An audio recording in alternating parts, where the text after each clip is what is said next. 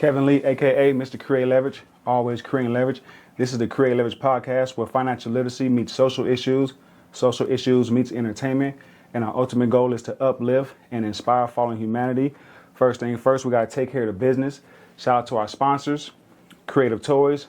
Always remember Create with a K. Kreate Leverage 360 photo booth. Always remember Create with a K.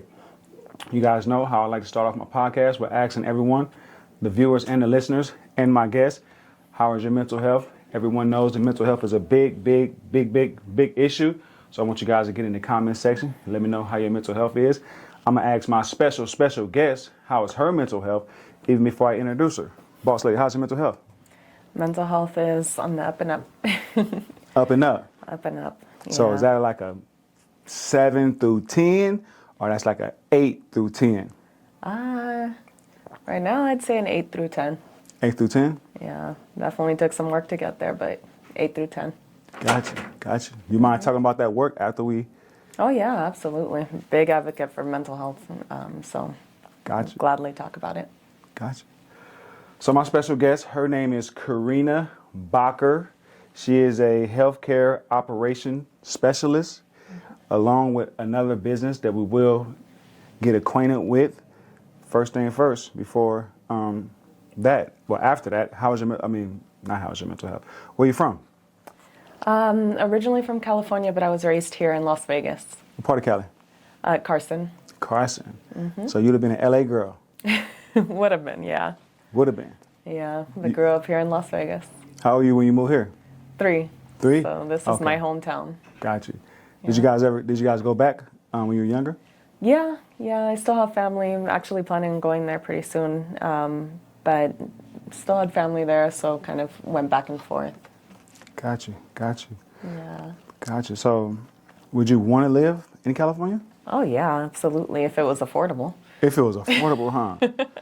Word up. You would mess around and go homeless in California for sure. Man, seriously. That's a fact. Vegas prices is getting kind of high too, though. It is. Yeah. Mm-hmm. Well, it's all the people that moved from California, all of them. All of us. All at the same time.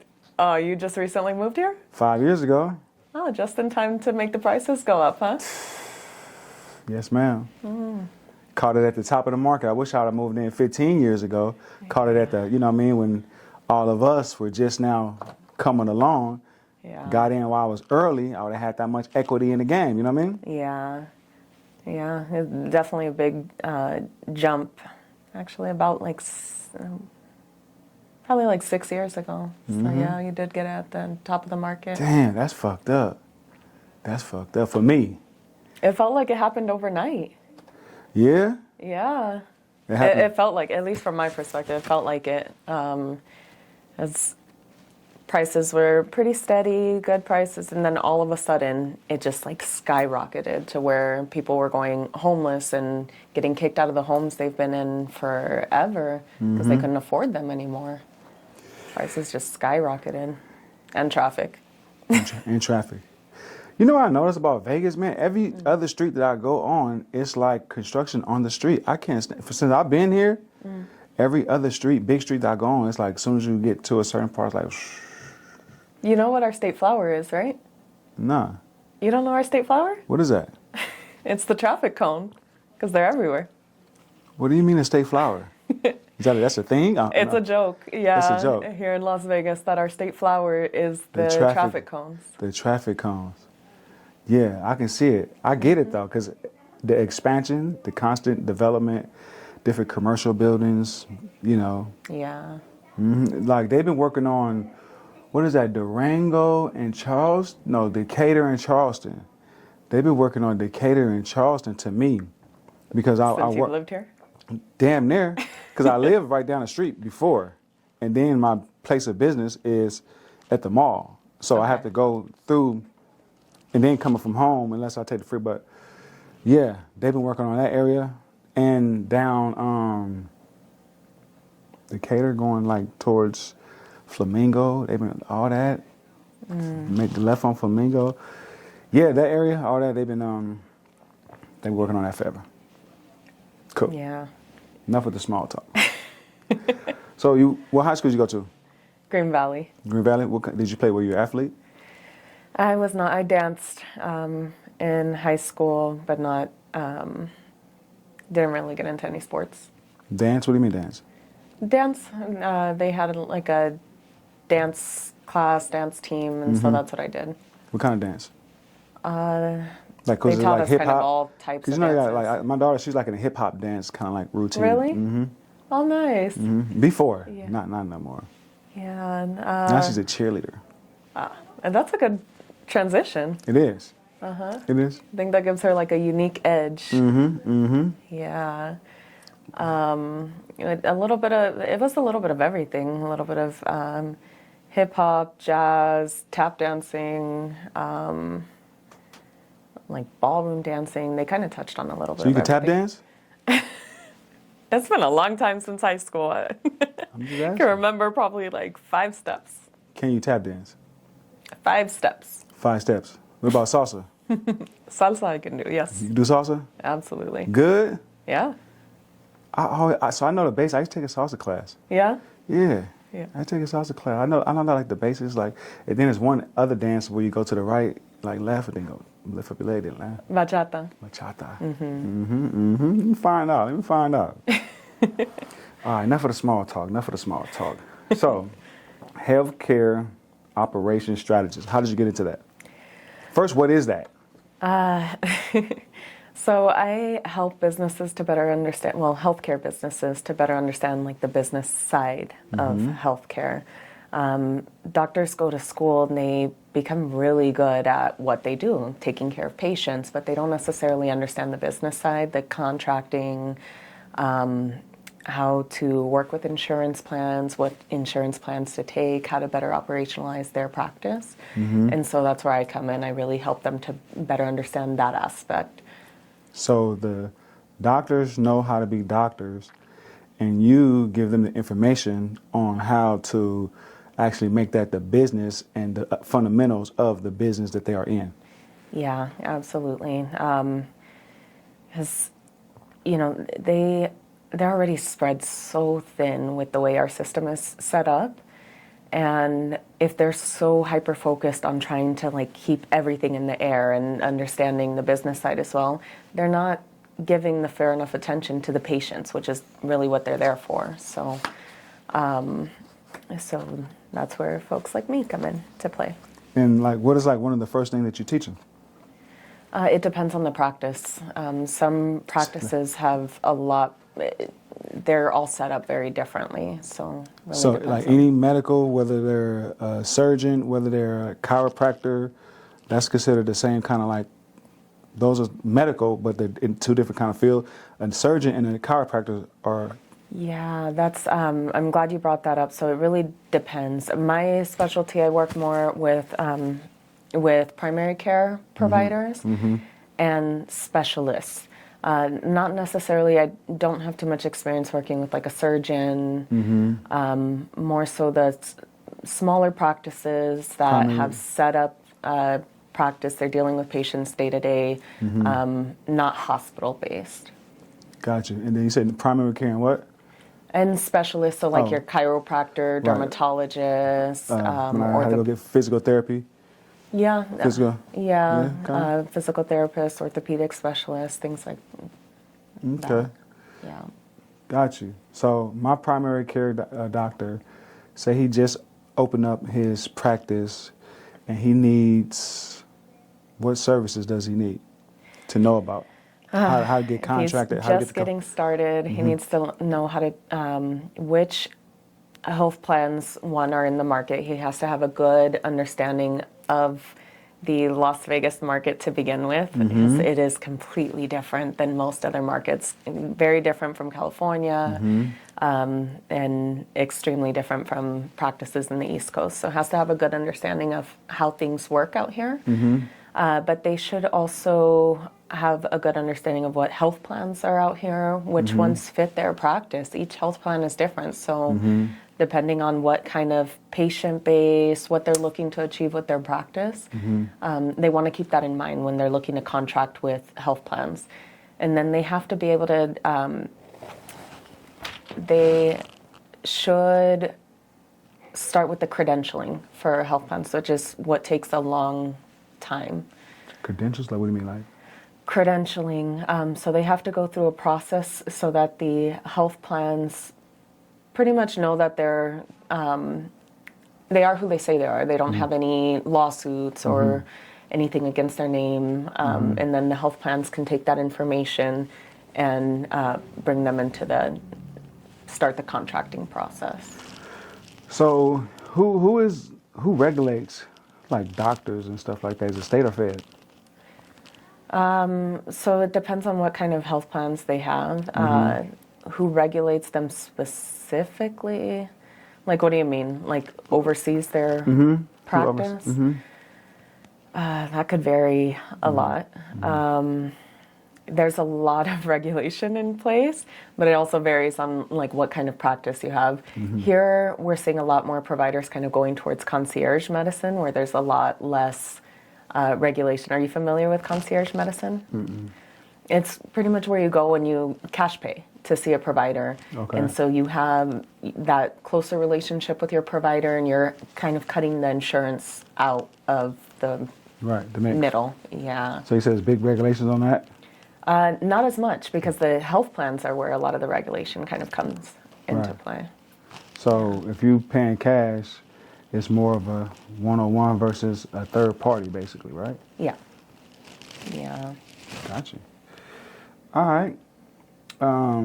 What's the biggest disconnect between how healthcare is designed and how patients experience it? The biggest disconnect, I would say, is that unfortunately this system is really complicated. And there's a lot of really well-intentioned people working in healthcare, but that doesn't always translate to great patient care. Because of so many complexities and so much, honestly, bureaucracy that comes into place. Right. That just makes everything so much more complicated. And having a really complex system, I know from my personal experience, that has turned into stress, anxiety, confusion. And so I think there's a real big breakdown in the system that's meant for people actually being for the people. So you saying it's kind of like unethical practices close to it? Because if it's not kind of like for the people, then it might be abusing the people? Not necessarily unethical. More so, I think where I see a big breakdown is from there's the payers, there's the providers, and then there's the people. And so the payers come into the mix with, again, a lot of well-intentioned people thinking about healthcare on the population level. And so they're coming in, putting a lot of policies in place, putting a lot of different metrics, so many metrics in place, and with the intention of it being useful, but also serving the system. Then those policies, metrics, all of that trickles down to the provider. The provider is then now in between the payers and the patients themselves. And their job is to really deliver the day-to-day of those policies and of everything that's coming from the health plans, right? But they're the ones that are actually seeing the pain points of the patients. They're seeing like what's actually happening, what truly affects them. But then they have all of the pressure coming from. And so that's where a lot of the breakdown happens, because they're trying to keep up with all of the expectations from up top, from wherever it is that they're getting their directions from. Meanwhile, they're also frontline dealing directly with the people. Boots on the ground. And I think that's a little bit of a breakdown, because it doesn't always kind of translate. Word. Especially in a capitalist country. Yeah. So capitalism has a great deal of influence on what the providers can do and what the providers cannot do due to the bureaucracy and the rules, regulations, and codes, right? Because if this is a socialist country, then it would be different, right? Yeah. Or a country that provides free healthcare, right? Yeah. It would be different because the political aspect, the bureaucracy of it, it will be the healthcare is free. Whatever you need, the healthcare is free. Is that absolute for countries that have free healthcare? I have very little experience with countries that have free healthcare, but from what I've learned, it's, I guess, free healthcare doesn't necessarily always translate to good healthcare. Right. So, for Never looked at it example, like that. my dad lives in Panama, and that's a country that there's free healthcare, but there, like, you're going to have to wait for a very long time to get access to that care. Hell The yeah. clinics that actually have the free health care, it's lower quality. You're not necessarily getting the thorough testing. And so a lot of people, even though they have access to the free health care, they're still paying into a private insurance sector or private healthcare sector if they want access to better quality care. Got you. So the free healthcare is absolute. However, it might be some bullshit. Yep. Yeah. So to say, right? Yeah. Then that's crazy. That's good to know because I never looked at it like that. I looked at it like, okay, America's a capitalist country, meaning that it's not free healthcare, and you have other countries that have free healthcare, and they get free healthcare over there. But come to find out, that free healthcare come with a major cost in the form of now everyone has free healthcare, so that means that you have to wait that much longer. And if that provider provides for so many, I would imagine that the provider provides with so many people to where as though like they just kind of like it's like kind of like going to the hospital with no insurance or something. I don't know. I mean, that's how I would imagine. You know what I mean? Just Yeah, that's actually a good point. So here, going to the hospital, not necessarily with no insurance, but like I'll use Medicaid as an example. You know, it's not free healthcare because as a society we're paying into that, but to the person that's using it, Medicaid, oftentimes the healthcare is free or low cost. And so unfortunately, what I see happen a lot is providers that don't want to take Medicaid or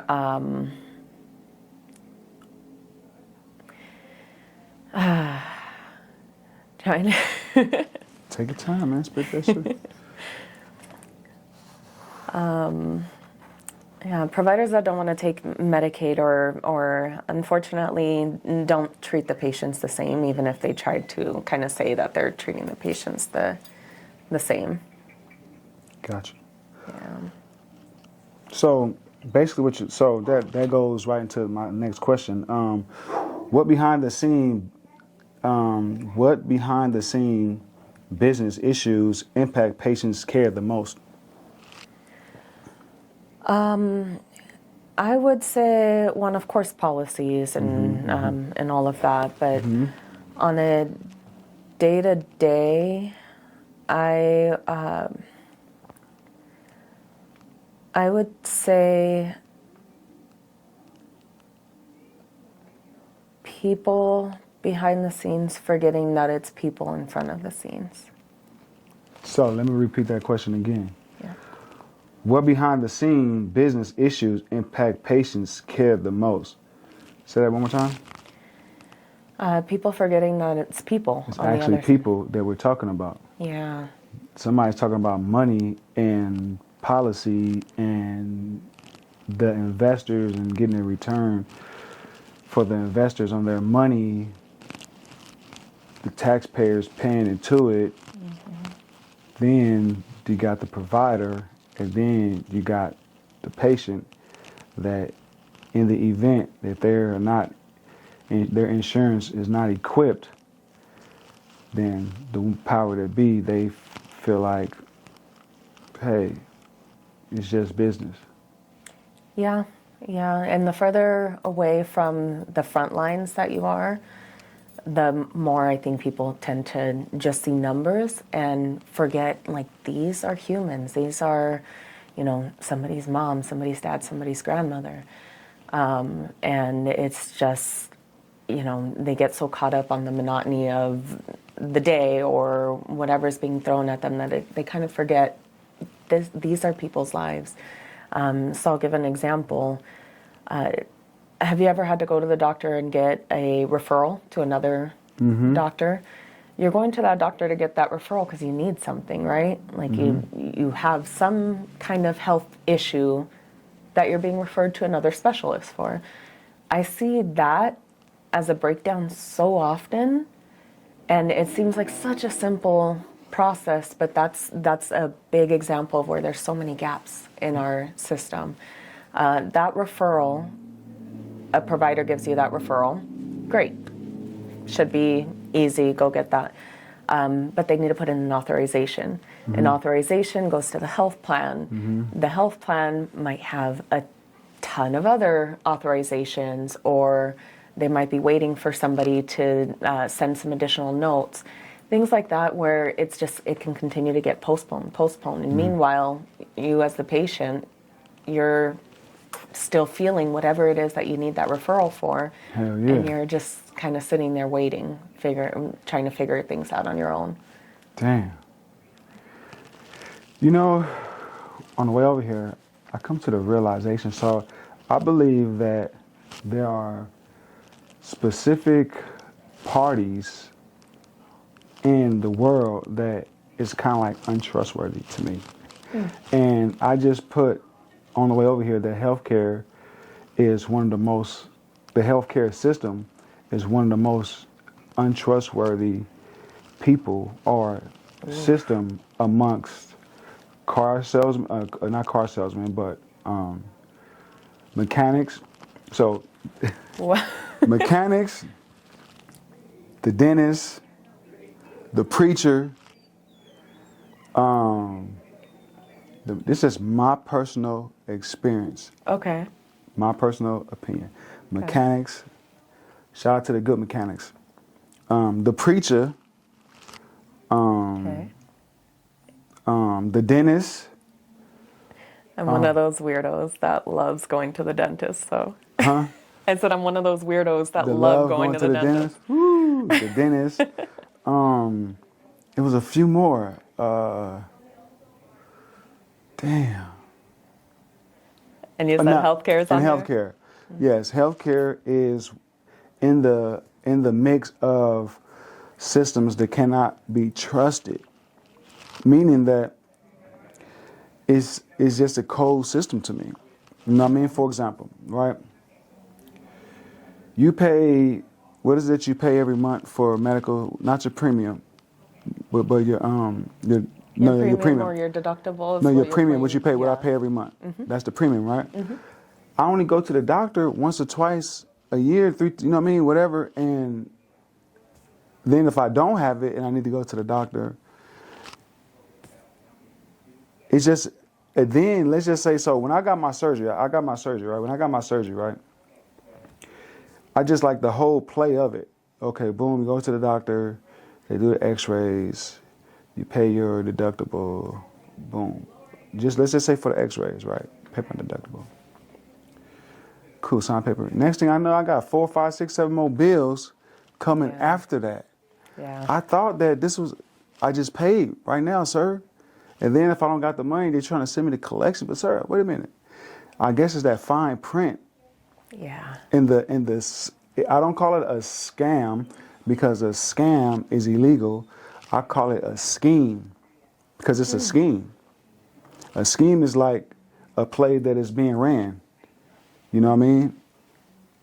On that note, got to pay the bills, take a small commercial break. Make sure you guys go out and support our sponsors. Peace. Did you hear about the hidden gems inside this mall? Come on in, let me show you. Welcome to Creative Toys, where you will find creative toys that will entertain your kids for hours. Come check us out at the Meadows Mall. So a scheme is when the referee say timeout, right, and then come up and draw a play, and then the players go out and run the play. I correlate that to the medical field. It's not a scam because a scam is illegal. It's a legal scheme that if you're not aware and know to ask the right questions, you will be receiving some extra bills if you got to go get an x-ray or some shit like that. Yeah. You know what I mean? Yeah. Cool. I can see how you come to that. Yeah. What, Go ahead, Spitter. Please. I'm really glad that you brought that up because part of how I ended up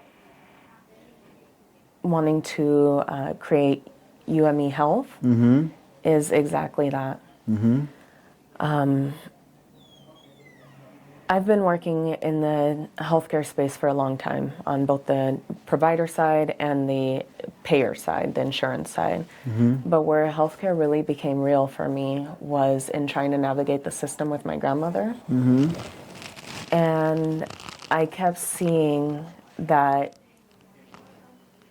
trying to navigate it, even with my background and understanding how the system actually works, we were having a hard time. She was being treated terrible. People weren't looking at her as an actual person, and especially a person that mattered, you know, so much to me. So who's these people? The medical, like the doctor? Medical, the hospitals, different, just the system. The system. Yeah. And I kept thinking to myself, you know, if we're having this hard of a time navigating the system with my background and with me constantly being there, walking through this with her step by step, what do people do that don't have my background, that don't have connections in healthcare or an understanding of, or general understanding even of how the healthcare system works here in the United States? What do? They're screwed. And so I came to the conclusion that a big missing piece is the people better understanding the system, better understanding how their insurance works, what to do after you've been hospitalized, who you're supposed to talk to, what kind of doctor do you even see for different conditions. And so and that's really where the idea of UME Health really kind of, where I arrived to that idea. So, UME Health, let's talk about that. So tell the people what it is and explain it. The name, say the name. UME Health. Okay, and that's your business. Yes. It is actually an AI-powered app. It's coming soon. It's not available everywhere. We're currently in beta testing, but the goal of it is to have people have a tool that they can carry everywhere that helps them to better understand the system. So you're literally carrying your own, I call it a little friend in healthcare, in your pocket. It gets to understand. And that's the app? Yes. Got you. Yes. Go ahead, we're listening. Yeah, it gets to know you as a person, so your medical history, your background, even your family history, because all of those things come into play with you. Your they all paint the picture of who you are, and the more that the AI tool gets to know you, the better it can help you to then navigate the system. For example, I think you mentioned a knee issue earlier. You know, it can give you, and everything that's fed into the app is quality sourced information. It's not the same as like going to ChatGPT and typing in, hey, I have XYZ condition, what should I do? And it spits off whatever. Hell nah, I don't know. I got to go to bat with ChatGPT, sis.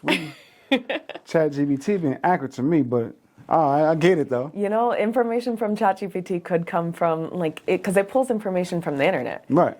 The internet's not always the most reliable source. It could be somebody sitting in their basement with a blog and they put that information on the internet, and now all of a sudden it's a fact that ChatGPT is spinning back to you.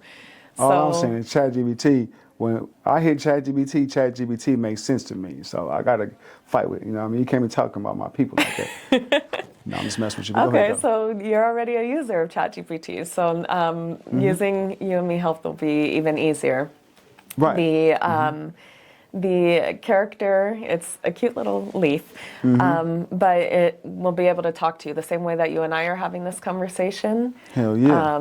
You should be able to have that conversation with the AI character, and it becomes more and more customized to you as a person Hell with yeah. quality clinician, Okay. peer-reviewed information being fed into the All data. right, sis. I ain't trying to take away, you know what I mean? All I know is you said something about the homie ChatGPT, man. I had to defend him because he wasn't here to defend.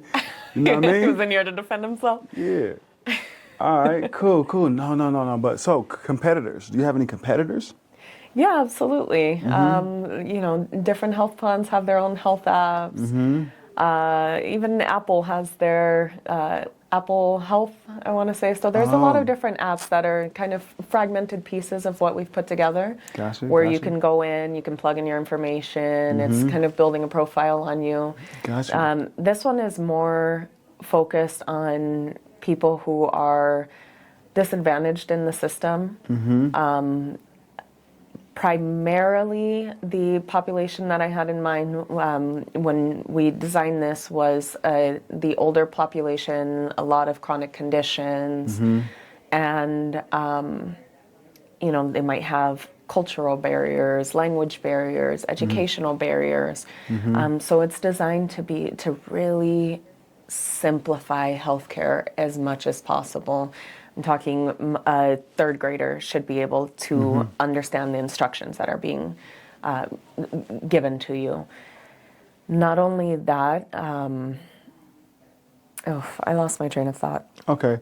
So, when you say, so you have to insert your information in here, in the app? Yes. And then the app is going to say, due to what you inserted, this is most likely what the issue is?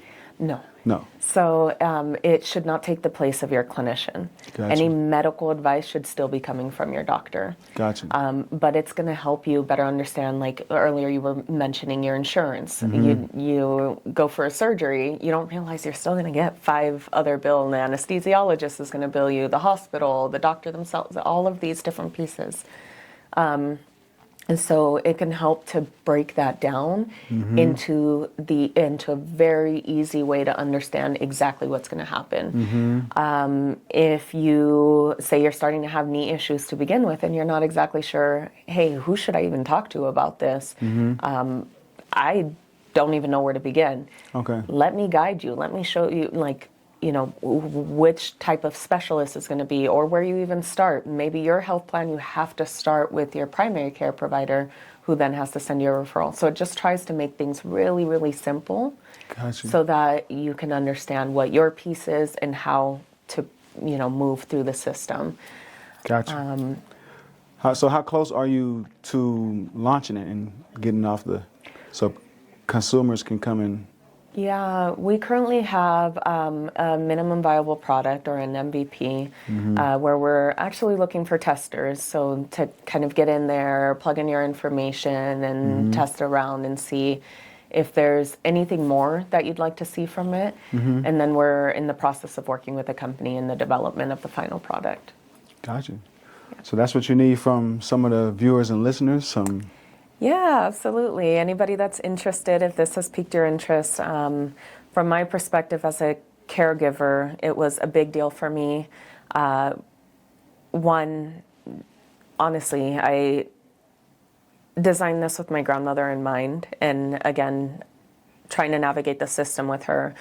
And so whether you're a patient yourself using the healthcare industry, or a caregiver to somebody that you love that's having some difficulty navigating the system, this is a great opportunity to get in and use a tool that could really help to change your experience with the healthcare industry.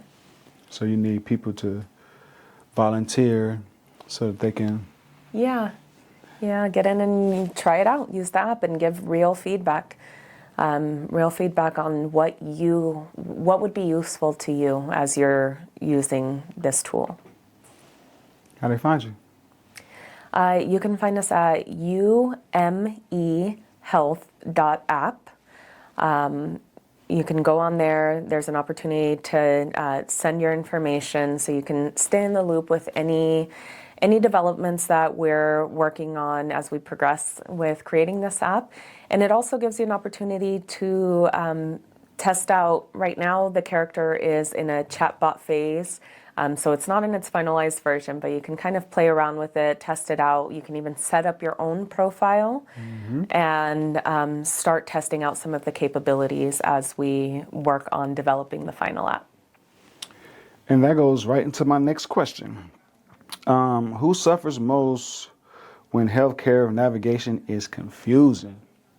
Oh, the patients. Yeah, absolutely. When healthcare navigation is confusing, they're, I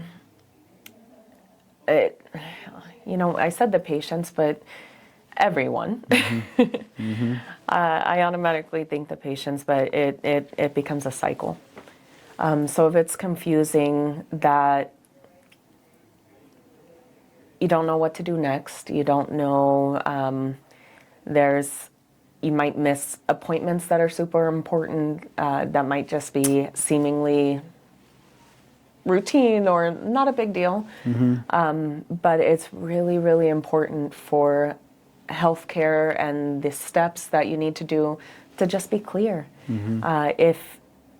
I know for me, if it's not clear to me, then I start getting a little anxious, a little stressed out, and that's on top of whatever condition might be underlying. And that can build up some tension. Maybe I'm reaching out to providers' offices over and over again and stressing out an already overburdened system. So it is kind of a cycle there. Overburdened systems. I would imagine that the healthcare system is overburdened. Oh, yeah. Yeah, it's definitely overburdened. And here, thanks to all you lovely folks that moved in all at the same time. No, I won't completely blame it on. Thanks for having us. How about that? Right back at you. You know what I mean? We already had a pretty burdened system here in Las Vegas. We don't have enough doctors for the population, and then a surge in people moving here. Same amount of doctors. That system's that's already burdened is now bursting at the seams. So now you have extended wait times trying to get into a specialist, and in certain specialists, forget about it. It could take a long period of time, but so same amount of staff, same amount of providers, a lot more people trying to get care from that system. Gotcha. Makes perfect sense. Yeah. Yeah. Well, thanks for having us. I mean, what can I say? Shout out to Vegas. I love Vegas. And all the people that consider, Vegas their home,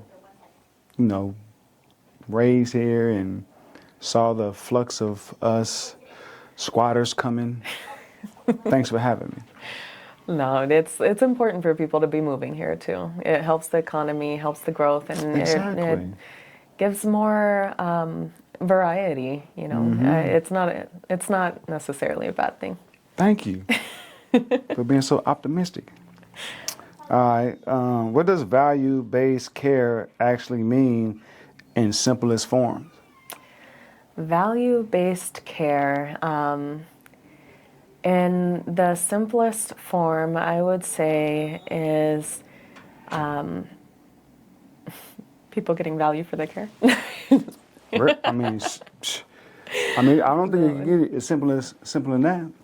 Yeah. So with value-based care, it kind of changes the system a little bit. The traditional healthcare model is based on fee-for-service. So fee-for-service? Fee-for-service. So you go to the doctors, and there's a certain fee paid for that specific service.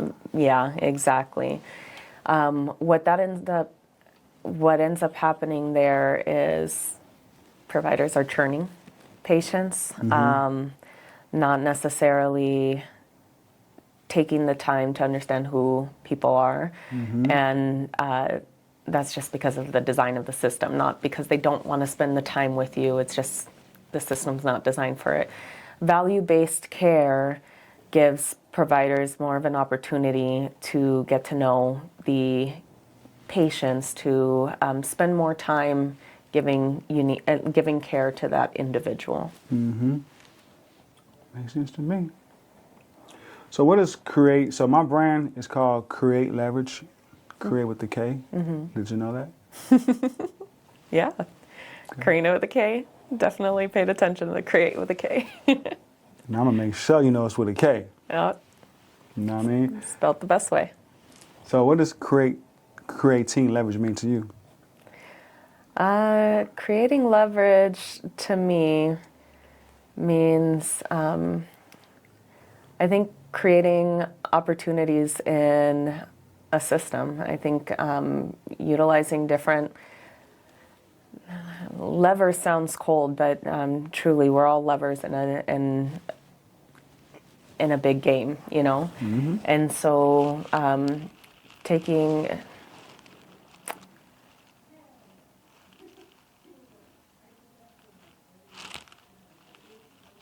different folks in different areas of the community and